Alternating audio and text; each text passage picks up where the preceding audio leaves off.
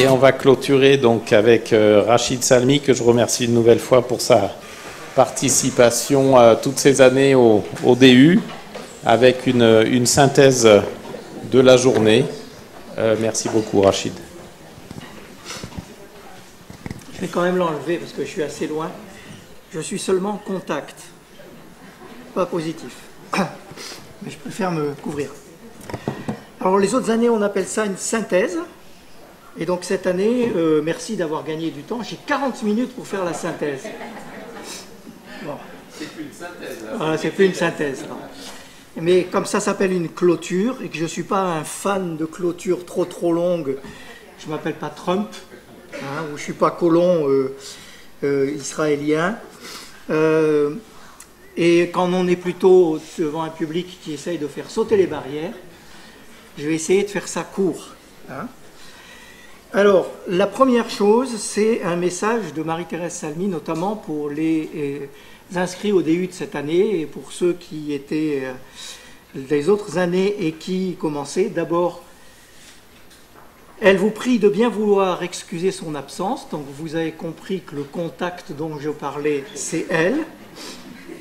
Elle était au fond de son lit en début de semaine. Là, elle est simplement en protection et pas rapprochée. Et voilà, elle aurait vraiment voulu être là, d'autant plus que vous l'avez entendu, c'est la dernière année complète qu'elle assure dans le DU. Et donc il ne vous restera plus que à l'inviter pour les colloques suivants. Si c'est de ce niveau-là, je pense qu'elle viendra, et moi aussi, avec plaisir. Alors Fabrice a dit non, elle ne veut pas travailler, on ne l'invitera pas. Ben comme il faut s'inscrire, je connais bien quelqu'un ici dans l'ISPED, on utilisera des pseudonymes pour venir. Alors, comme d'habitude, ça a été extrêmement riche, de mon point de vue, parce que ce qu'on essaye de faire dans ces séminaires, c'est de faire ressortir quelque chose que plusieurs intervenants ont dit, le travail en réseau, pluridisciplinaire, à travers les structures, la collaboration. Et les structures, la variété des structures qui étaient présentes aujourd'hui, l'université, le CHU, le diaconat, le Haut Conseil de santé publique, l'hôpital Charles Perrins, Santé publique France, l'INSERM et bien sûr l'ISPED qui nous accueille. Et l'ARS, il y avait des gens présents. D'accord. Merci.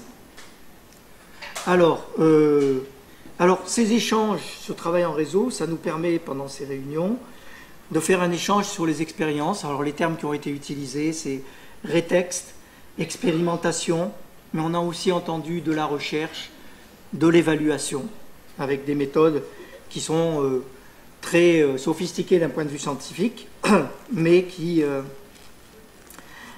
sont très proches du terrain et des problématiques du terrain. Alors ce que j'ai trouvé intéressant aussi, c'est que, et on l'a vu à plusieurs interventions, c'est que tout le monde prend le soin de commencer par des définitions. Il y a des sujets qu'on connaissait plus ou moins bien. Qu'est-ce que c'est qu'un squat? Qu'est-ce que c'est qu'un bidonville? Qu'est-ce que c'est qu'une vague de chaleur? Un îlot de chaleur? La vulnérabilité de ce point de vue-là. Et d'autres. Et donc ça, c'est, je pense, le signe qu'on veut vraiment communiquer, partager, s'enrichir les uns des autres. J'attirerai l'attention, néanmoins, sur un petit problème que j'ai perçu, mais qui n'est pas typique de notre milieu, qui est typique de la France, c'est qu'on utilise beaucoup les abréviations. Alors, je vous cite, hein, j'en ai peut-être raté. PAS, CADA, CO, LHSS, 115, ACT, LAM, FAM, MAS, IBM, j'arrive pas à me relire, RPA, ISS, BSM, CIAO. Hein. Alors quand on entend certains d'entre nous dire à juste titre que une partie de notre travail, c'est de communiquer avec les publics cibles, de faire de la médiation, de travailler sur la littératie, et que d'autre part on dit que le dispositif est un petit peu complexe, je pense qu'une des premières choses qu'on devrait faire, c'est d'essayer de faire du ménage un peu dans ces abréviations. Ça dépend peut-être pas de nous, mais en tout cas dans la manière dont on communique, on pourrait le faire. Le point suivant, c'est qu'il y a beaucoup de constats qui sont partagés entre les différents intervenants, les différentes institutions, que ce soit les chercheurs, que ce soit les évaluateurs, que ce soit les gens sur le terrain, les cliniciens, etc. Le premier constat, je l'ai déjà dit, c'est qu'on est dans un dispositif, dans un système, dans des structures qui sont extrêmement complexes. Et en plus qui varient dans le temps et d'un territoire à l'autre. Donc quand on doit faire de l'advocacy, de la discussion avec les décideurs, ben, la première chose, c'est peut-être qu'on essaye de faire l'effort, comme ça a été fait par certains intervenants, de montrer comment les différents dispositifs s'articulent. C'est ce qu'on essaye de faire dans le DU, tout au long de l'année, de montrer la richesse de ces dispositifs et comment ils sont complémentaires les uns des autres. On a aussi fait ressortir, plusieurs d'entre vous, les limites de ces dispositifs, qui ne sont pas entièrement liées à cette complexité et au travail peut-être encore un petit peu trop souvent en silo, mais au fait qu'il y a des limites qualitatives. Il y a certaines populations qui ne sont peut-être pas complètement couvertes. Patrick Brochard nous disait que dans la saisine du Haut Conseil de santé publique, on avait mis les squats, les bidonvilles, mais on avait exclu, j'utilise le terme exprès, les SDF, alors qu'ils sont confrontés, comme vous le savez, à la même problématique. Et puis, des limites quantitatives, on l'a entendu à plusieurs fois. On n'est pas assez nombreux. Dans une structure décrite, le CAU spécifique, par exemple, c'est quelque chose qui est ressorti très clairement, que vous n'êtes pas assez nombreux. Si Christophe Lagabriel ne peut pas mettre plus de temps dans cette structure, c'est que par ailleurs, ils ne sont déjà pas assez nombreux dans sa structure d'origine. Et je pense que ça, on le vit. Ce n'est pas la peine de vous rappeler qu'il y a une petite crise dans les urgences actuellement, pas très loin, juste derrière. Et donc qu'on a de toute façon des problèmes de ressources. Et ces problèmes de ressources, je voudrais en rediscuter un petit peu plus tard, en lien avec un autre constat partagé, c'est que tout le monde dit il faut évaluer ce que l'on fait. Il y a des initiatives de recherche avec toutes ces difficultés. Un essai randomisé, ça met beaucoup de temps à se mettre en place. Peut-être qu'on n'a pas besoin d'essais randomisés pour toutes les évaluations, et notamment pour les évaluations de dispositifs qui existent déjà, qui ont fait leurs preuves ailleurs et pour lesquels on est à la phase de dissémination ou d'adaptation dans un contexte territorial ou culturel particulier. Mais malgré tout, on a besoin d'évaluation, sauf qu'on est confronté à des difficultés qu'on a bien perçues. Par exemple, Stéphanie a parlé de modèles théoriques des interventions. Alors, ici, à l'ISPEN, on travaille au centre INSERM BPH, on travaille beaucoup sur l'évaluation des interventions complexes, et on dit, effectivement, ça c'est ce que disent les livres et les articles de référence que l'on publie, c'est il faut prendre le temps pour regarder tous les déterminants de l'état de santé ou de la situation sociale qu'on essaye d'améliorer, ou les deux, pour les publics qui nous intéressent, regarder comment ils s'articulent, quels sont ceux qui sont prédominants, et comment on peut utiliser ce modèle-là pour dire voilà comment on peut cibler une intervention qui a des chances de fonctionner. Et quand vous dites au quotidien dans vos structures, c'est pas la peine de dire aux gens, vous l'avez probablement entendu dans le DU aussi, de manger 5 légumes et fruits par jour, si de toute façon leur problématique c'est comment je vais payer le repas pour mes enfants, où est-ce que je les couche ce soir, etc. Il faut hiérarchiser, il y a le terme priorisation qui a été utilisé pour d'autres raisons.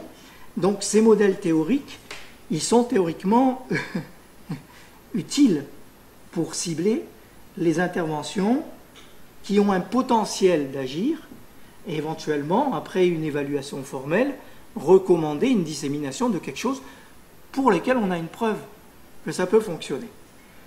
Sauf qu'on est dans un système où on réagit beaucoup au niveau politique et que malheureusement, il y a aussi un facteur qui joue, et on l'entend de manière implicite, dans le partage d'expériences de certaines personnes de terrain, c'est que une des choses qui nous pousse à recommander des interventions, c'est notre enthousiasme, nos convictions, parfois même certaines idéologies, ou des choses moins louables qui sont qu'il faut faire un affichage en période électorale et dire on va faire quelque chose.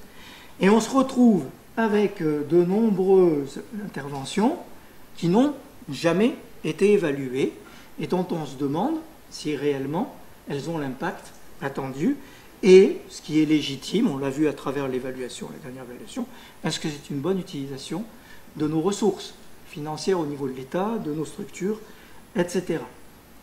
Alors, un petit correctif, Stéphanie, c'est pas parce que c'est disséminé que cela marche, parce que ça n'a pas toujours été évalué, c'est pas parce que ça est disséminé que l'évaluation a dit que ça a marché. Moi, je suis...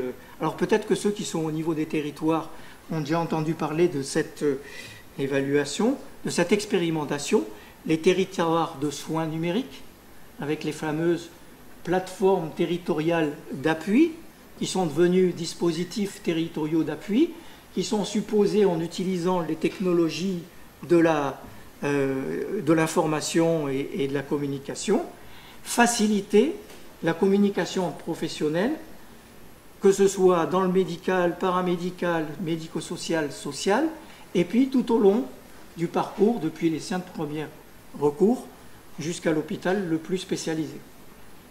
On a fait une très belle évaluation et le dispositif a été disséminé alors que l'évaluation montre qu'on n'a pas de résultat très favorable.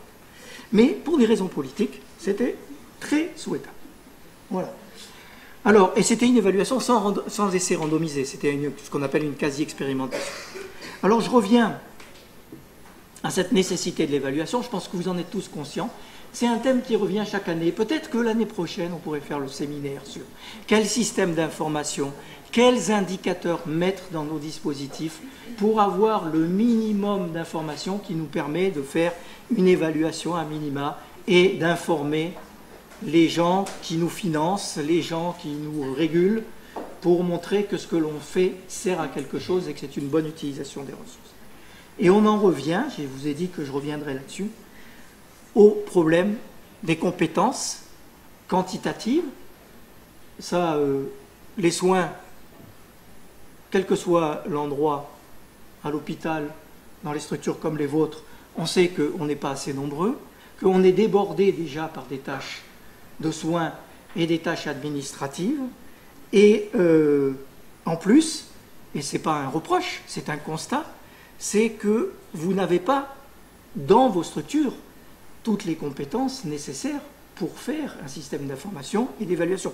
Ne serait-ce que parce que la plupart des structures sont associatives, sont petites. Et donc la question que l'on peut se poser collectivement au niveau d'un territoire, c'est comment aller chercher des ressources dans des structures universitaires, des structures de recherche, dans des structures d'appui qui existent, sans forcément aller chercher McKinsey, pour faire de l'évaluation et pour faire rentrer dans nos dispositifs les professionnels de santé, et attention à différencier des professionnels de soins qui sont beaucoup présents dans la salle. Quand je dis professionnels de santé, j'y mets les médiateurs, les animateurs, les spécialistes du système d'information, les spécialistes de l'évaluation, qui sont formés dans des structures comme l'ISPED ou ailleurs. Stéphanie a cité une autre équipe à Paris qui est très réputée dans le domaine des inégalités sociales de santé, mais qui en même temps connaissent les dispositifs, mais ont les compétences techniques pour faire cette évaluation. Et je redis ce que je dis probablement chaque année, peut-être que ça pourrait être un thème d'une réflexion collective avec un séminaire à la fin. Et sur ce, je vous remercie pour votre attention. Je n'ai pas pris les 40 minutes. Et je suis à votre disposition éventuellement pour des questions ou des remarques finales. Peut-être que tu vas faire la vraie clôture du séminaire. Merci beaucoup. Merci.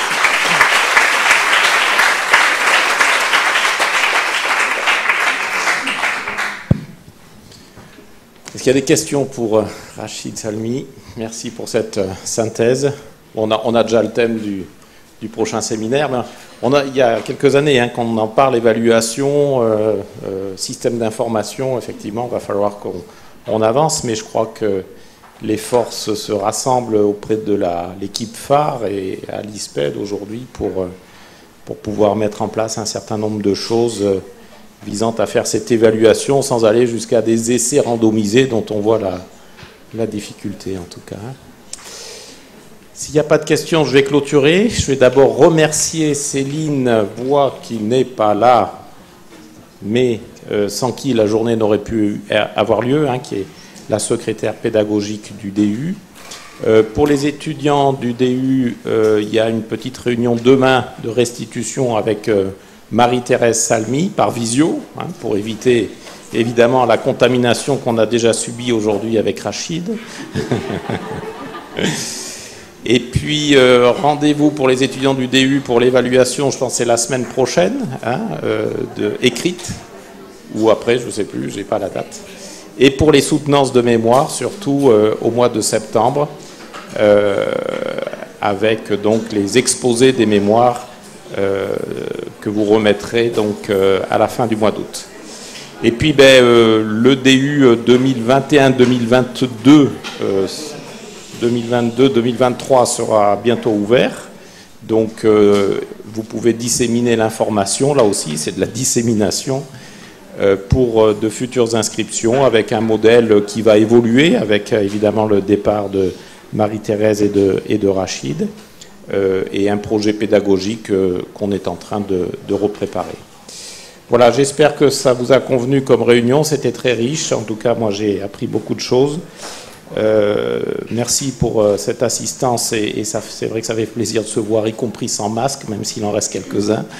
Et donc je vous souhaite une bonne fin de journée à toutes et à tous et à bientôt. Au revoir.